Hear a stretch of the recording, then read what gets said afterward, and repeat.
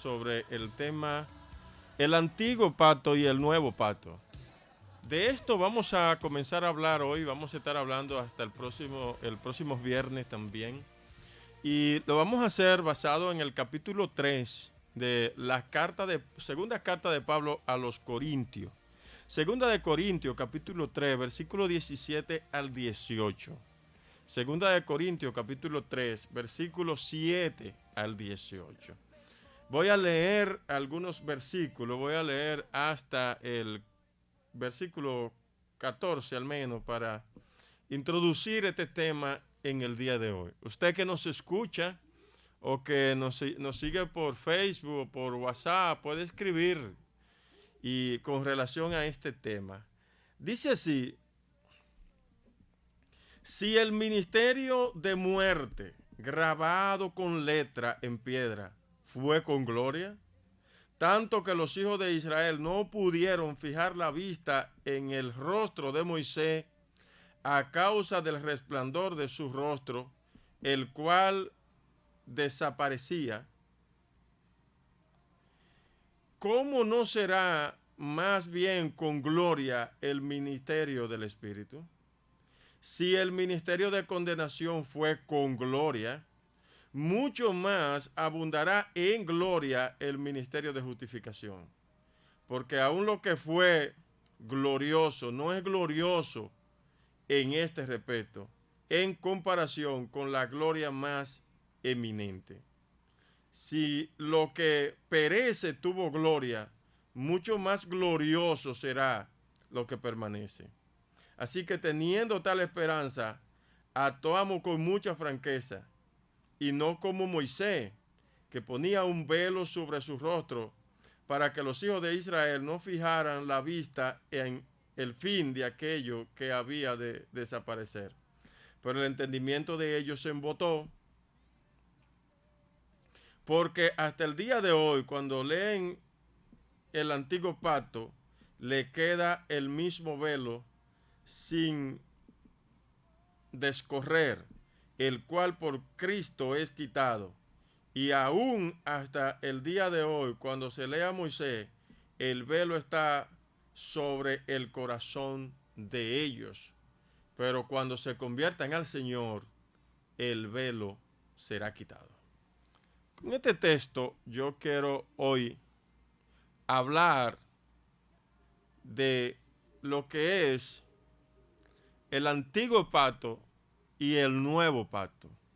La Biblia está dividida, la Biblia que nosotros leemos, en dos grandes partes. La primera le llamamos Antiguo Testamento y la segunda llamamos Nuevo Testamento.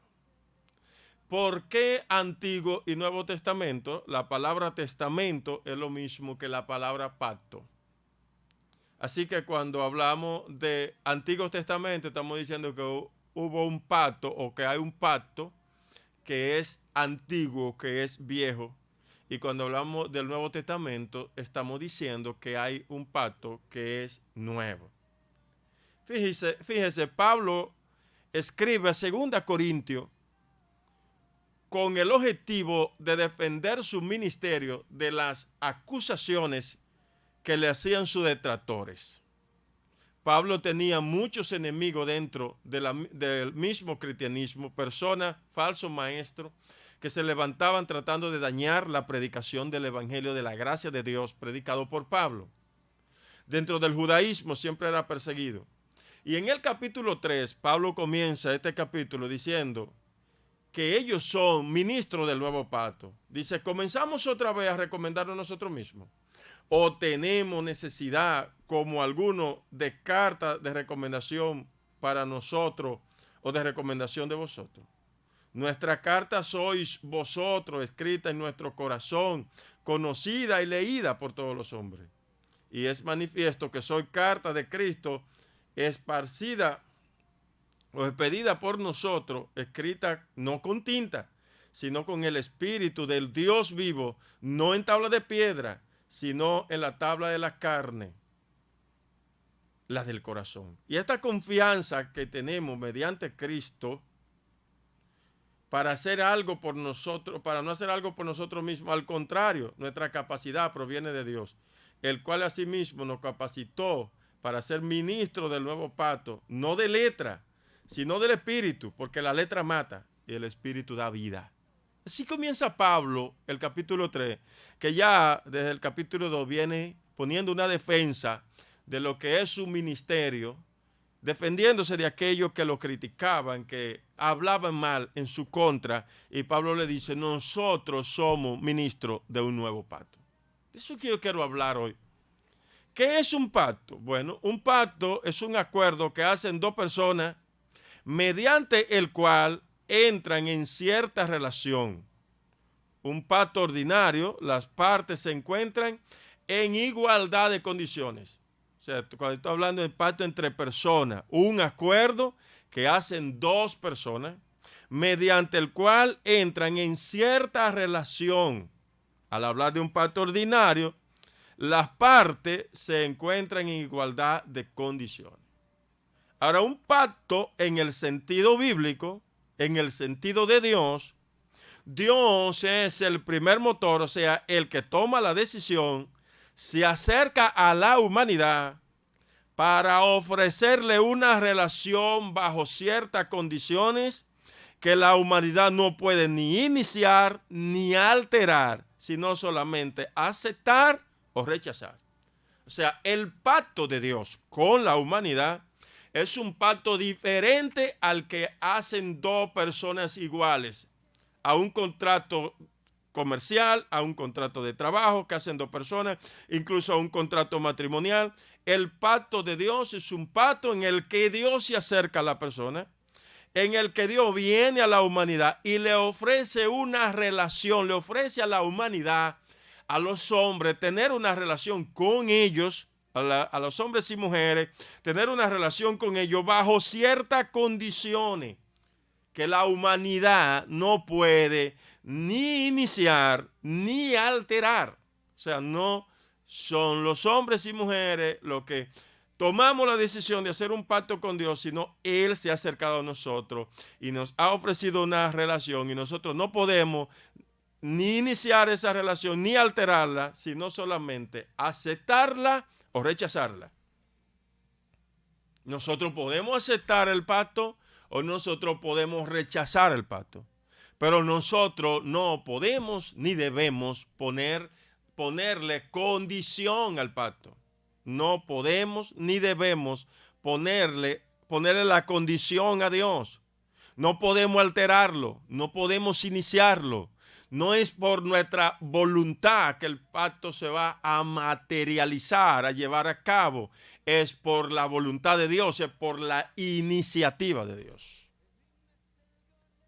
Pablo se detiene a explicar en esta carta la gloria, la belleza, la grandeza del antiguo pacto y del nuevo pacto para resaltar por encima del antiguo pacto lo glorioso que es el nuevo pacto que Dios ha hecho con los hombres.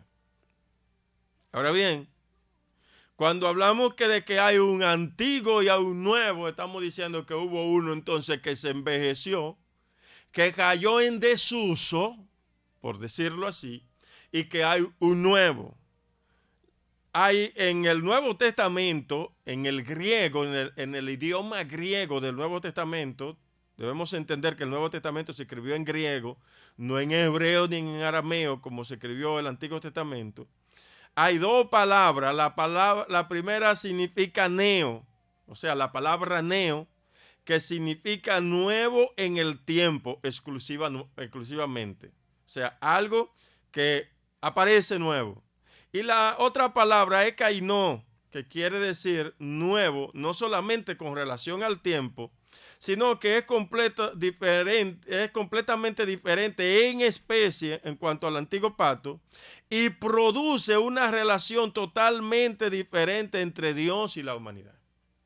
O sea, no solamente nuevo en el tiempo, sino es nuevo en alcance, es nuevo en la relación que produce, es nuevo porque produce una relación totalmente nueva y diferente entre Dios y los seres con los cuales Dios pacta, que somos nosotros los seres humanos. sea, estamos diciendo entonces que cuando decimos que hay un nuevo pacto, estamos diciendo que este no es nuevo simplemente porque apareció más tarde, porque nació después, vamos a llamarle así, sino que es nuevo porque la relación que produce con el ser humano es totalmente nueva. Y comenzamos leyendo el versículo 6 que dice, el cual asimismo nos capacitó, para ser ministro de un nuevo pacto, de un pacto diferente, de un pacto que trae una relación nueva con los hombres, que trae una relación totalmente diferente, que pone al ser humano en una condición nueva con Dios en el sentido del Antiguo Testamento. Somos ministros, dice Pablo, el cual nos capacitó para ser ministros de un nuevo pacto, no de letra, sino del Espíritu, porque la letra mata, pero el Espíritu vivifica. ¿Qué significa esto, que la letra mata? Yo sé que hay gente que me está escuchando, que ha leído mucho este texto, y hay gente que ha escuchado decir esto, que ve a alguien que está leyendo, que está escudriñando, que está leyendo teología y le dice, óyete, no lea tanto, recuérdate que la letra mata. Pero ¿es eso lo que Pablo quiere decir cuando dice que la letra mata y el espíritu vivifica? Pablo está diciendo que no lean. Pablo está diciendo que no investiguemos, que no busquemos diccionario bíblico, comentario, que no leamos teología. Si es eso lo que el apóstol está diciendo, entonces él se está contradiciendo, porque en otra ocasión él le recomienda tanto a Timoteo como a Tito que se ocupen de la lectura, y todas las cartas que Pablo escribió fueron para ser leída en las iglesias, y hoy la tenemos en la Biblia para leerla, para escudriñarla, para predicarla. Entonces, si lo que Pablo está diciendo que la letra mata es que no lean, porque el tanto conocer las escrituras va a traer muerte espiritual, entonces se está contradiciendo. Debemos entonces ver la interpretación de este texto en el contexto. Nótese que Pablo está hablando aquí del nuevo pacto y del antiguo pacto. Y dice que el nuevo pacto es un pacto hecho en el corazón, es hecho en el interior de la persona y que produce vida. Y dice que el antiguo pacto es un pacto de letra, escrito en tabla. Y dice que ese antiguo pacto que es escrito en tabla es un pacto de letra, que ese pacto de letra produce muerte. Y de ahí que Pablo pasa a decir que la letra mata. Cuando Pablo está diciendo que la letra mata, no está diciendo más que el antiguo pacto era un pacto de muerte, o sea, un pacto que no iba a producir vida espiritual, no iba a vivificar los corazones, sino un pacto que iba a presentar al hombre es la condenación, que iba a presentar al hombre el camino de la ley, el camino de la vida, pero no la forma, no el poder para vivir y adquirir esa vida que prometía. Eso es lo que Pablo dice cuando la letra mata. Y yo quiero que pasemos a mirar la diferencia entre el antiguo pacto y el nuevo pacto. El antiguo pacto estaba basado en un documento escrito, como acabamos de decir. Un documento escrito en letra. La ley de Moisés, la tabla de la ley, como se le llamaba. Y eso leímos al principio del programa en Éxodo capítulo 24, versículo 1 al 8, donde Dios entrega a Moisés la tabla de la ley, donde Moisés la lee al pueblo y donde el pueblo responde que va a obedecer la palabra del Señor. El nuevo pacto tiene como base el espíritu vivificador. Un documento escrito siempre es algo externo o superficial. Ahora, mientras que la obra del Espíritu produce en el corazón vida y lo controla, produce un cambio. O sea, Pablo está diciendo, el antiguo pacto era una ley escrita en piedra, era una ley con letra que no estaba en el interior de la persona. En el nuevo pacto ya tiene como base no una piedra donde se escribía, no un papel, no un papiro, sino que tiene como base el espíritu vivificador. Es algo que está en el interior de la persona y produce un cambio en el corazón y lo controla. De modo que estamos aquí diciendo que la gran diferencia entre el antiguo pacto y el nuevo pacto es que en el antiguo pacto la persona tenía un documento escrito en piedra simplemente, pero en el nuevo pacto tiene la obra del Espíritu Santo en el corazón. El antiguo pacto, antiguo testamento era una cosa muerta, dice Pablo, la letra mata. Y vuelvo y digo, no es el leer que mata. No es tener una Biblia escrita, porque todo lo que tenemos aquí está escrito. No es eso lo que mata, no es escudriñar eso. No, lo que Pablo está diciendo con la letra mata, está diciendo que el antiguo pacto es una cosa de muerte, porque producía nada más que una relación legal entre Dios y la persona. O sea, el Antiguo Testamento, y yo pudiera decir la administración del Antiguo Testamento, el propósito de Dios en el Antiguo Testamento, esa relación que produjo el Antiguo Testamento, el Antiguo Pacto, entre Dios y la humanidad, era una relación legal. ¿Cómo podemos explicar una relación legal? ¿Cómo explicamos esto? Bueno, una relación entre un juez y un delincuente, o entre un juez y un criminal. ¿Por qué? Porque el antiguo pacto estaba para señalar la falta, para señalar el pecado, pero no para darle la fuerza a la persona para vivir y poner en práctica las cosas que decía esta ley. O sea, el antiguo pacto era una cosa muerta porque mataba cierta cosa. ¿Qué mataba? Lo primero que mataba era la esperanza. Nunca había la esperanza de cumplirlo. Nadie podía cumplir de manera perfecta toda la ley. Nadie podía cumplir de manera perfecta toda la ley. ¿Y qué queremos decir con esto? Bueno, hay gente hoy que quiere estar viviendo en el Antiguo Testamento. Hay gente hoy que quiere judaizarse. Hay gente hoy que quiere volver al Antiguo Pacto y poner en práctica todas las cosas del Antiguo Testamento. Y no estamos diciendo que ninguno de los principios del Antiguo Testamento tienen vigencia. Hoy sí, los principios tienen vigencia, pero no vivimos por el Antiguo Testamento porque Él no produjo vida. Quien produjo vida, quien produce vida en el corazón, es Jesucristo, el nuevo pacto en su sangre, la sangre de Cristo derramada, y ese pacto que actúa en el corazón de la humanidad. ¿Qué mataba? Mataba la esperanza.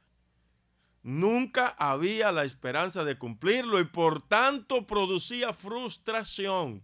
Frustración. La gente cumplía 3 mandamientos, 4 mandamientos, 10 mandamientos, podemos decir 9 mandamientos, pero no podía cumplir los 10 de manera perfecta, no podía obedecerlo. Y por tanto, si transgredía uno de los mandamientos, se hacía transgresor de toda la ley. Oiga esto, hermano, que me escucha. El antiguo pacto mataba la vida. Bajo él, una persona no podía más que ganar la condenación. Y la condenación quiere decir la muerte. O sea, bajo el antiguo pacto, una persona, porque nunca podía obedecer la ley, solamente podía ganar la condenación. Usted podría decir, ¿cómo se salvaron la gente del Antiguo Testamento? ¿Se salvaron porque cumplieron la ley? No, porque David adulteró y el texto dice, no comete adulterio. Y si usted va entonces a encontrar, Jacob tenía 4 mujeres y el texto dice que no cometa adulterio. ¿Por cómo se salvaron? Bueno, se salvaron porque su fe estaba depositada en Jesucristo, que más adelante se iba a revelar. Ellos se salvaron por la fe. Si usted toma el libro de Hebreo, el capítulo 11, no dice que ninguno de los antepasados, o sea, de aquellas personas que vivieron antes de Jesucristo, se salvaron por la ley. Ellos se salvaron por la fe. Porque el texto dice, mas el justo por la fe vivirá. Mataba el vigor. La letra mata está diciendo mata el vigor. Le decía a uno lo que debe hacer, pero no lo ayudaba a hacerlo. Y esto es muy importante. Esto es muy importante. El evangelio no es una serie de prohibiciones, de limitaciones para amargar la vida de la gente. El evangelio de Jesucristo, el nuevo pacto, que ese es el evangelio, no es una serie de prohibiciones que viene a amargar la vida, que le dice no haga aquello, no te vista de esta manera, no vaya a tal lugar, no compre esto, no te ponga esto, no haga aquello, no cante esta canción, no beba, no coma.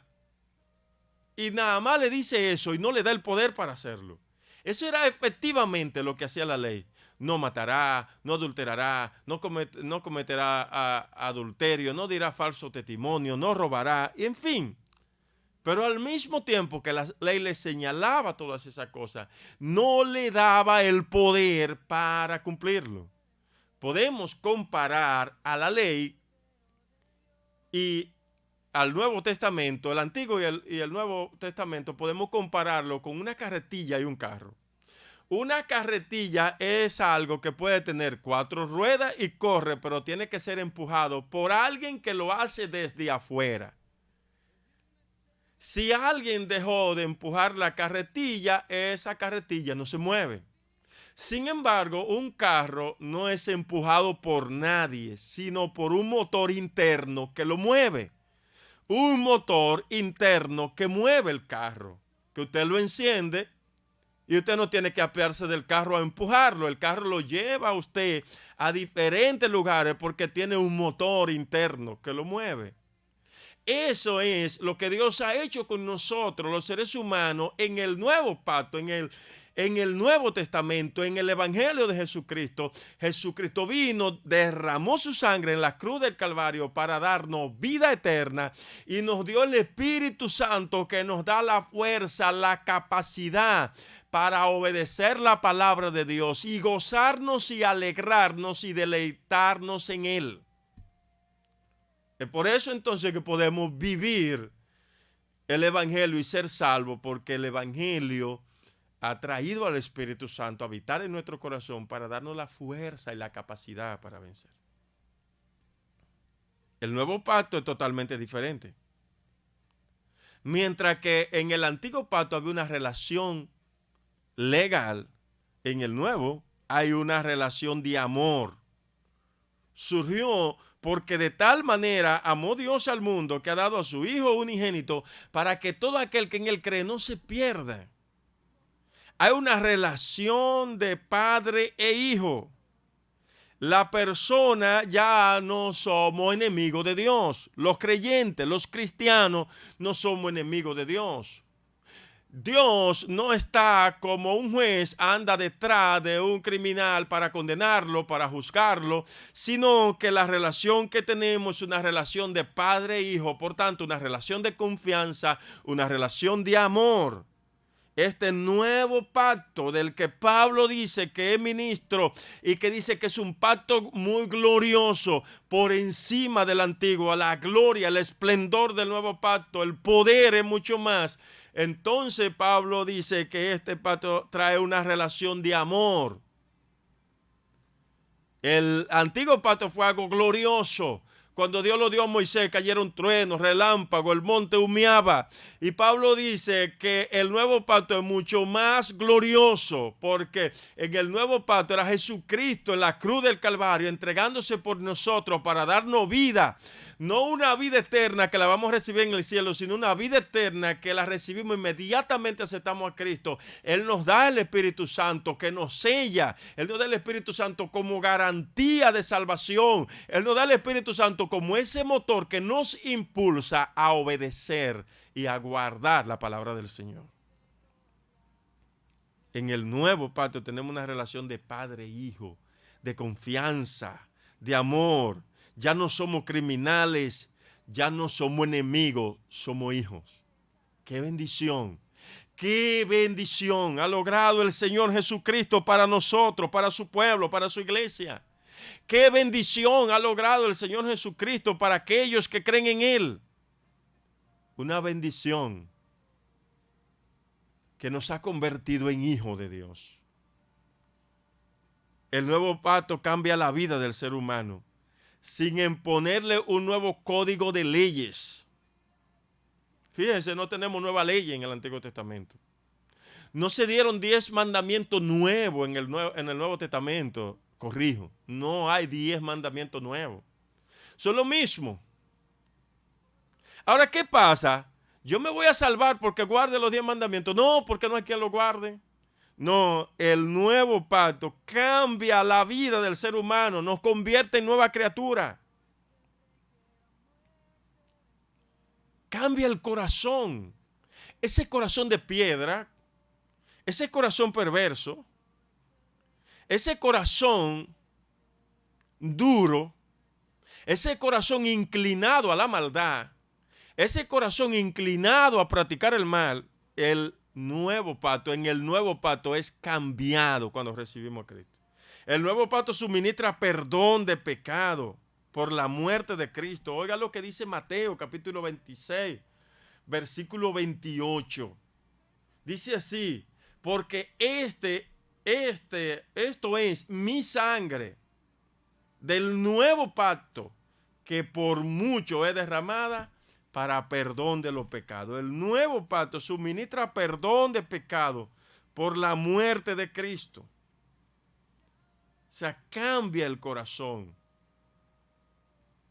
cambia la mente, cambia el interior de la persona. Es por eso que Pablo dice, nosotros no somos ministros de letra muerta. Nosotros no somos ministros del antiguo pacto, no tenemos que buscar carta de recomendación. Las cartas de recomendación son ustedes que han sido cambiados, que han sido transformados, que eran adúlteros, ya no son adúlteros, que eran viciosos, que eran esclavos del pecado y ya no son esclavos, son libres, porque Cristo lo hizo libre escribiendo la tabla del nuevo pacto en su corazón. Así que el nuevo pacto no solo nos dice lo que tenemos que hacer, sino que nos da la fuerza para hacerlo. Nos da la fuerza para hacerlo. Hermanos y hermanas que me escuchan, quiero concluir este estudio de hoy, porque el viernes voy a continuar hablando de este texto, de las ventajas y desventajas de la diferencia que hay entre el Antiguo y el Nuevo Testamento. Hoy tenemos una corriente que quiere judaizar las iglesias, que quiere volver a la herencia judía, a las raíces judías. Y tenemos gente en las iglesias dejando de comer la carne de cerdo, guardando el sábado, cuántas cosas, hablando, ya no dicen Dios te bendiga, dicen shalom. Tenemos gente que quiere volver a vivir el antiguo pacto, a vestirse igual. Hermano, no se deje engañar. Si eso hubiera tenido validez para cambiar el corazón de la gente, Cristo no hubiera venido. Cristo vino porque ese pacto, ese antiguo pacto, tuvo el propósito de mostrar la maldad que hay en el corazón y de llevarnos a nosotros a pedir misericordia y ayuda de Dios, a que reconozcamos que sin Dios no podíamos cumplir ninguna de esas exigencias de la ley. Pero el hombre lo que hizo fue tratar de guardarlo y convertirse en más legalista. Y viendo que no lo podía guardar, entonces cada vez hacía algo más para parecer justo. Pero no, Jesucristo vino y vino para morir, para que hoy nosotros no tengamos que envolvernos en los asuntos del antiguo pacto y convertirnos en judíos, sino en cristianos, en hombres y mujeres que tienen el Espíritu Santo, que nos impulsa, que cambia el corazón, que cambia la mente y nos impulsa a vivir en santidad, a gozarnos, a alegrarnos en el Señor Jesucristo, a vivir de acuerdo a su voluntad. Por eso Pablo dice en el texto que leímos, si el ministerio de muerte grabado con letra en piedra fue con gloria, tanto que los hijos de Israel no pudieron fijar la vista en él, en el rostro de Moisés, a causa del resplandor de su gloria, el cual desaparecía, ¿cómo no será más bien con gloria el ministerio del Espíritu? Hablando de el nuevo pacto, de la obra que hace el Espíritu Santo en el corazón. Es más glorioso. Hoy, ¿por qué obedecemos? ¿Por qué un hombre o una mujer puede obedecer, puede convertirse en cristiano? Porque Dios ha hecho un pacto con ellos en Jesucristo, y ese pacto quita el pecado, borra el pecado, perdona el pecado y le da un nuevo corazón, una nueva mente. Por tanto, la capacidad de obedecer al Señor. Que el Señor nos bendiga. El próximo viernes nosotros continuaremos con la exposición de este tema. Si usted tiene, si tiene alguna pregunta, alguna sugerencia, algún comentario, puede llamar. Quedan algunos minutos de programa.